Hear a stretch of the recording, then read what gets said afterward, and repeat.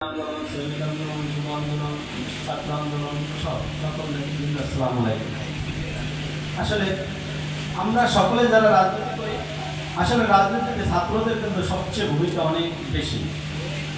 আমরা শক্তি, আমরা বল, আমরা ছাত্র দল, ওদের চরণ তলায় মরছে তুফান, উড়বে বিমান, ঝড় বাদল, আমরা ছাত্র দল।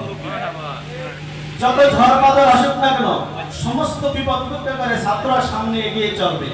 ভাষা আন্দোলন ছুটতে শুরু করে বাংলাদেশের যত ক্লান্তি লাগবে সবকিছু ছাত্রদের সংগ্রাম এবং ছাত্রদের ভূমিকা বেশি। তোমরা যেমন লেখাপড়া করবা, লেখাপড়ার ফাঁকে যারা রাজনীতি করবা, দেখবা এরাই দেশের ভবিষ্যৎ, এরাই দেশের কান্ডারি। হয় তোমরা রাজনৈতিক ভাবে হোক, সামাজিক ভাবে হোক, তোমরাই কিন্তু একদিন দেশের ভবিষ্যৎ হবে ইনশাআল্লাহ। মানে এমন ভাবে তোমরা